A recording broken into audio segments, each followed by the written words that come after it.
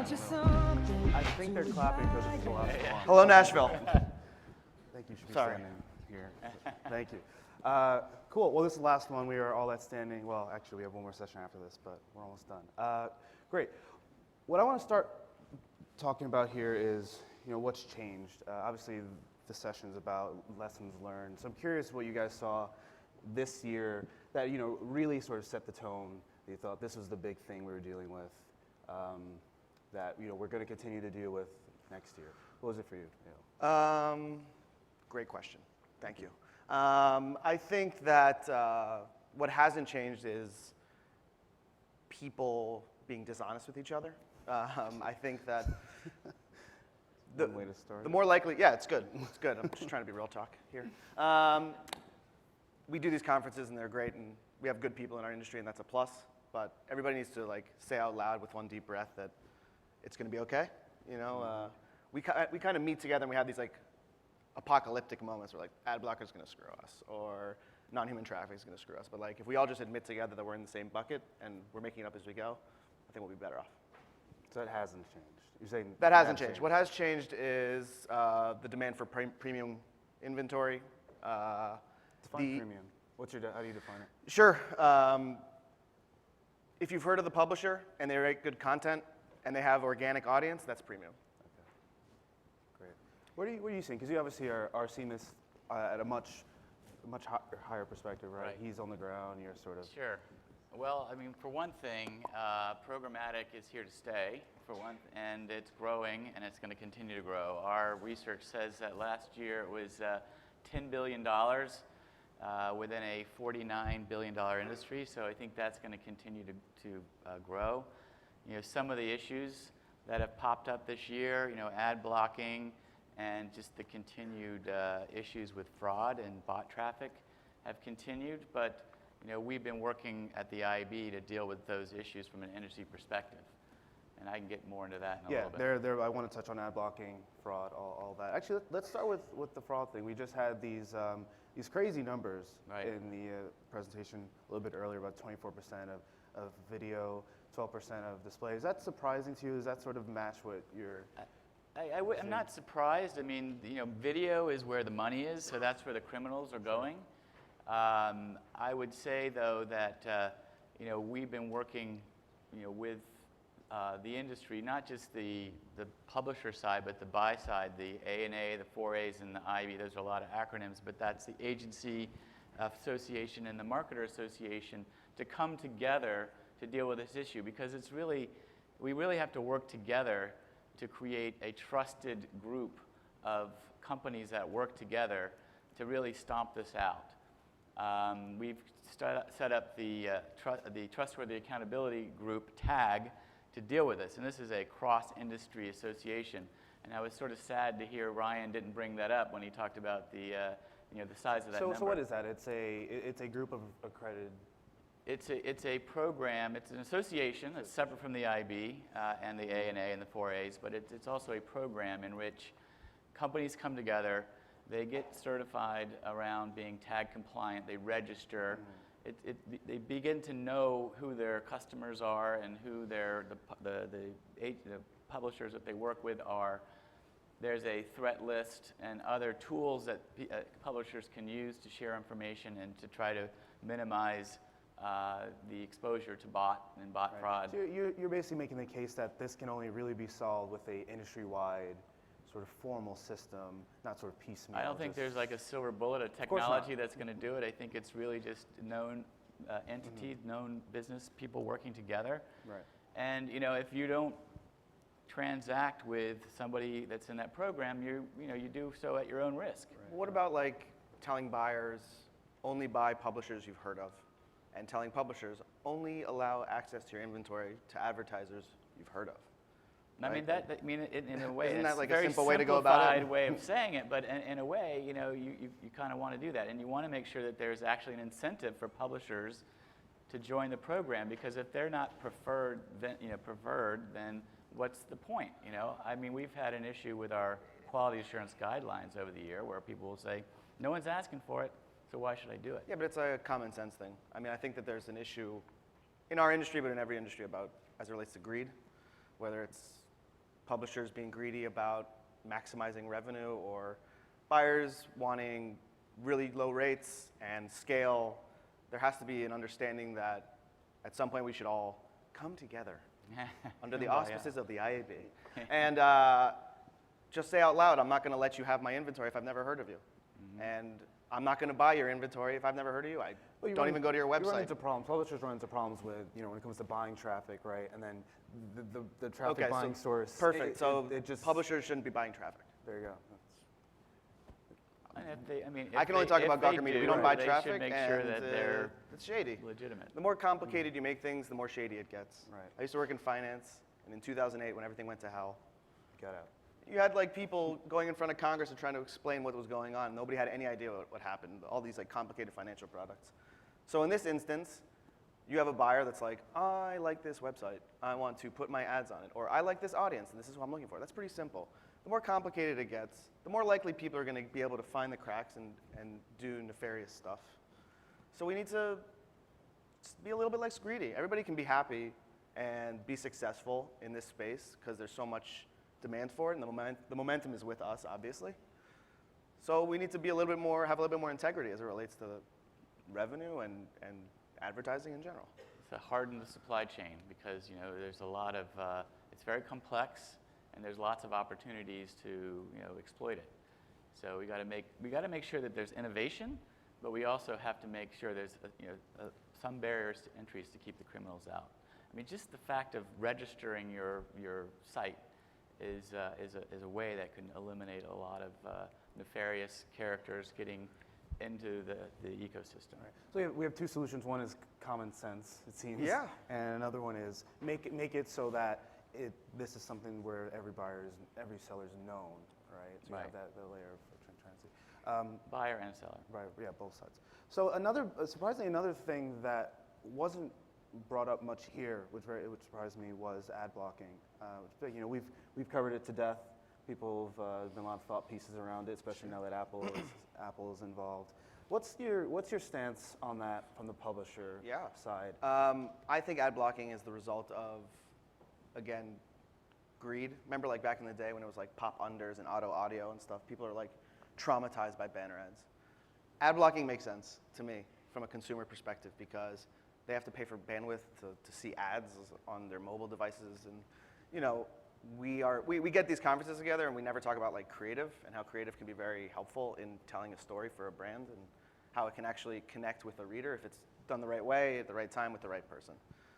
But we never talk about that stuff. All we talk about is how do we stop ad blocking from happening. You're never going to stop it. There's too many people at play, and obviously a publisher the size of Gawker Media doesn't have the resources to deal with such a systemic issue. But I think that instead of trying to figure out how to get around ad blocker, you should try to figure out why are people blocking ads, and it's because of load time and bad creative, and you look at a pair of shoes and then 2 weeks later you start get a bunch of ads with the same shoes. It's creepy. Like people don't understand that that's on purpose. People think that they're being followed by some like big brother. And that's creepy, and we need to do a better job of figuring out how to make people's ad experience more So you understand positive. it from the user perspective why they would run it. What's your response to that? Because there have been a lot of different ones. We can block them entirely. We can sort of open up the dialogue and say, the Atlantic is doing this. Sure. You can say, ads pay our bills. You want to keep reading us. Sure. I think, and similar to Ryan from Vox earlier, Gawker enjoys a very organic audience. People who aren't just coming to us from Facebook, they're going to our 8 websites directly. They have us bookmarked, and ultimately, our long-term business model is to cater to them as best as we can from a content perspective, but also from an ad quality perspective. If our consumers are demanding ad block, then we have no choice but to allow that for now. I don't see a situation where Gawker Media says to readers, you can't read our content anymore because you have ad blocker. I think there's a lot of logic behind, you want free content? Awesome, turn off your ad blocker. Or you don't want ads? Then you gotta pay us money. But that's really far away, and that's like a very aggressive step that I don't think we're gonna take, especially in an ecosystem where traffic is volatile. You can have a great month, a great quarter, a great year, but then you have to be continuously relevant in the publisher game. The last thing you want to do is alienate your audience, especially the people that are coming to your sites, logging in, commenting, being a part of the community. You have to cater to them. And this is an industry-wide issue, right? I mean, this is something that it's not.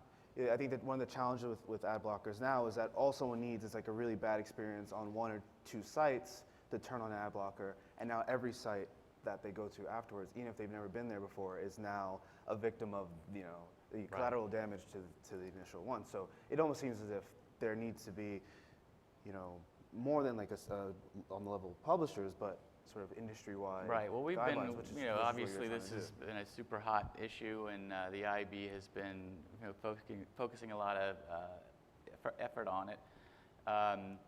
We look at this as a canary in the coal mine. This is a wake-up call to the industry. I mean, the ad blocking has been around for a while, but now it's really hitting a tipping point.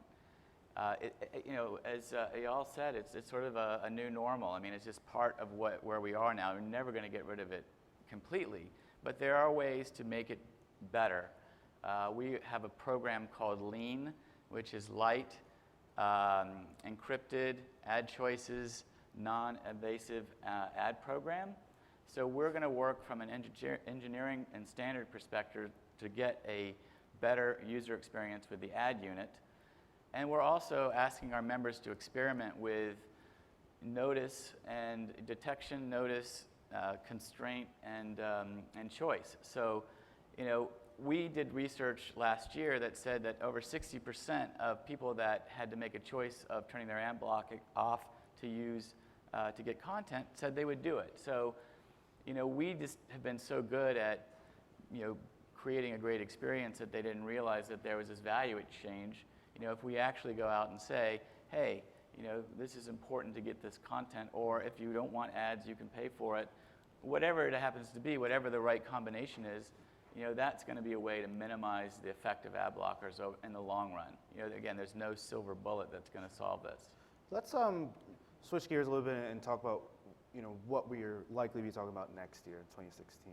We have a few minutes left. I mean, where do you see us? Like, we're here, same place, same time next year. Yeah, I think we're going to start talking about how automated guaranteed is not programmatic, which will be cool. That'll just be like direct sales 2.0. I think we're going to talk a lot about, I noted that one of your panels this week was PMP, the new kids on the block. Right. I think there's a lot of lucrative growth for PMP space, specifically as it relates to ad fraud and premium content, et cetera. I think that there's a group of publishers and there's a group of savvy programmatic buyers who are going to drive that market forward. And I think we'll be talking about that. And I think we'll also be talking about me. Just you? Yeah, a lot of talk about me. We have a committee set up to talk about you. Listen, we can do a fireside chat. You know what I mean? I got a lot to talk about. That's all I got. I think other than talking about Eyal, we're going to be talking about automation. I think there's going to be more and more automation. So you guys are in a good spot to be learning about this. More education. We need more training. I think we're going to be talking about ad blocking and fraud, unfortunately, but it's not an issue that's going to go away overnight. The question is, how is the conversation going to change a year from now, right? I would say that it's going to change in that, here are some of the results of the actions that we're putting in place now. So we're going to be able to look back in a year and say, the Lean program, the Lean scores are really having an impact. We're learning from our communication with our customers and readers that, the tolerance for, turning off their ad blocking is at a certain percentage. So I think we're going to have a lot more data that's going to really help us and move the industry forward. I would say mine is very similar to that, in that you're sort of sowing the seeds of like this very user-first trend. A lot of sites are more concerned about performance than they were before. There's a lot more concern about the user experience, ad blocking, all that kind of stuff. And I think next year you're going to start seeing sort of like the fruits of that and whether or not it was worth all the effort. So yeah, we have a few minutes for questions. This is the last opportunity you will get until the next time, so make it count. We have mics, I believe. Who won the somewhere. ukulele? He's probably out playing. Gonna play it? It's him. How many people have delayed flights? We could talk about that if you don't want to talk about Yeah. So we have no questions at all? Nothing? How about? Just one okay, question yeah. from the back. Yeah. On the tag topic, you said it's independent organization. Yes, The IAB supports it, yes. and is there a fee to join it? There is a fee to get registered, and there are some fees associated with the tools that are available. So I can send, patrick@iab.com. You can send me a note. I'll get you all the information you need. Are you seeing widespread adoption of it? We've got a great board in place. We're just starting the program this year, so we're getting good adoption, I would say. Okay. And it's gonna tip. There's tipping because we've got large media buying companies, agencies, brands. So when you get that complete value chain together, you're going to see action, and that's how the IAB has really been able to address things like behavioral advertising issues with self-regulation and other ways of dealing with industry-wide issues, is bringing that buy side and sell side together to work through it. So I think you're going to see a lot more about tag this next year. Can I ask a second question? From the lean principles, that's all about publishers sort of doing things better. What is the IAB doing to enforce that advertisers behave more responsibly and don't ask for piggyback pixels and don't Well, that's push loaded part of the whole creative? lean program, right? The L part of it is to make sure that the data calls are much more efficiently done. And we've been working with the agencies and advertisers to say, hey, you're part of the problem here. We have to work together, work smarter to get the information that you need to manage your campaign, but we can't have crazy load times. We can't have ISPs blocking all ads because they're taking too much time and bandwidth. So it's not overnight, but certainly we're working on it. Thank you. Great. That's all we got time for. Thank you, guys.